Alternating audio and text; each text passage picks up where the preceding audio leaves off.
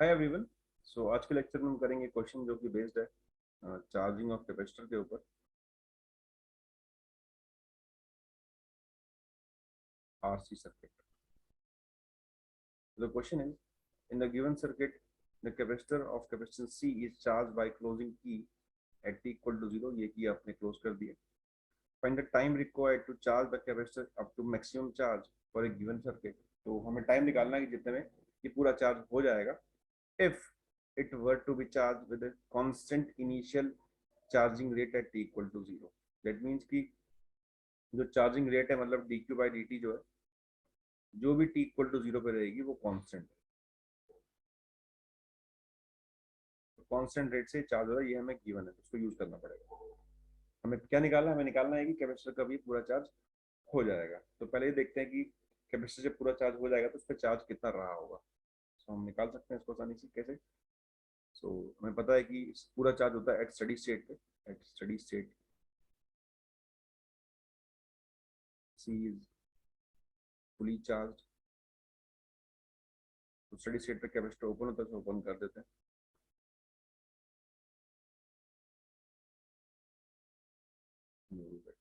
ऐसे ओपन करेंगे तो यहाँ से तो करंट जीरो ही हो जाएगा।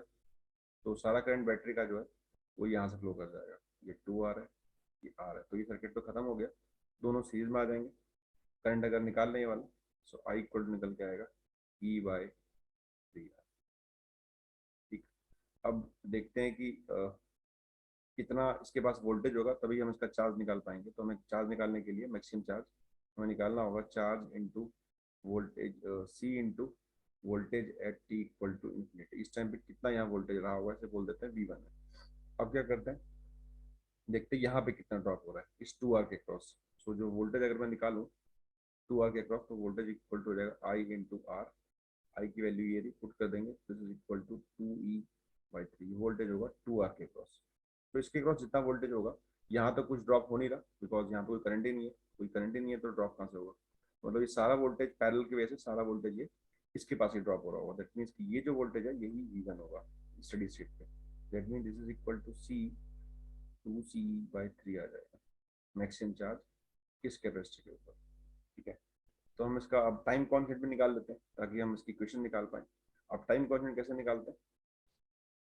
तो टाइम कांस्टेंट निकालते हैं। टाइम कांस्टेंट कितना होगा? तो दिस इज इक्वल टू, ये हम इसलिए कर रहे हैं ताकि हम इक्वेशन लिख पाए इस कैपेसिटर के थ्रू चार्ज की। सो टाइम कांस्टेंट निकालने के लिए क्या करते हैं, कैपेसिटर को कर दो ओपन सर्किट, रेजिस्टेंस दे दो, और ये रेजिस्टेंस 2R हो गया। और बैटरी को कर दो शॉर्ट सर्किट, क्योंकि बैटरी कोई रेजिस्टेंस ऑफर कर नहीं रही। हमें खाली रेजिस्टेंस निकालना है। टाइम कांस्टेंट होता है R net across capacitor into सी।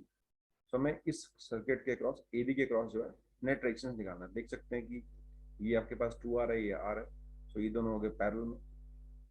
सो निकल के आएगा ये 2R/3, और ये R है। ये तो अब ये दोनों हो जाएंगे सीरीज में। So R net equal to हो जाएगा 2R/3 plus R, this is equal to 5R/3। Time constant निकल के आएगा ये 5R/3 into T into C.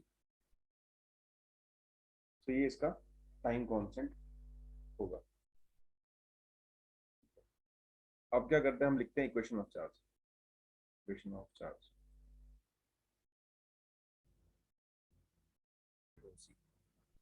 This is equal to, formula होता है Q is equal to Q max 1 - e⁻t/τ। This is equal to 2CE/3 1 - e⁻2CE/3 T. Output कर दिया मैंने। सो ये निकल के हमको चार्ज मिल गया। हमें निकालना क्या है कि dQ/dt कॉन्स्टेंट है, उसको डिफ्रेंशिएट कर लेते हैं। dQ/dt this is equal to आएगा ये 2CE/3 इंटू 3 ये आपके पास ये 5 है, 5RC है एक्चुअल में। ये time constant, this is equal to 3/5RC into e⁻3/5RC into T. अब क्या करना है, अब इसमें हमको ये तो टाइम हमें निकालना कब है, हमको ये चार्जिंग रेट निकालनी है t इक्वल टू 0 पे। तो देखें अगर, तो ये तो कट गया, ये निकल के आएगा ये 2e बाई 5r, और t इक्वल टू 0 पुट कर देंगे तो t ये पूरा जो फंक्शन है ये 1 बन जाएगा। तो ये निकल के आ गई चार्जिंग रेट। दैट मीन्स कि जो dq बाई dt है वो 2e बाई 5r है एट t इक्वल टू 0 पे। सो ये निकल के आ गया dq by dt it is equal to 2e by 5r। और ये तो कांस्टेंट है, इसने बोल रखा है, तो वी कैन डू की dq is equal to 2e by 5r into dt से कर देते हैं इंटीग्रेट।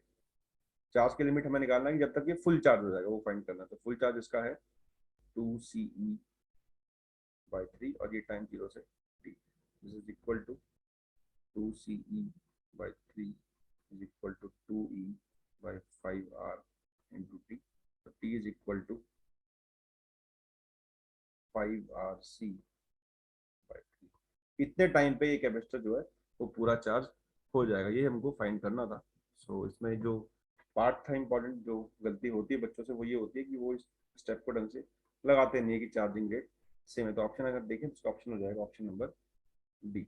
सो अच्छा क्वेश्चन है यार सर्किट का। All about this lecture, thanks for watching.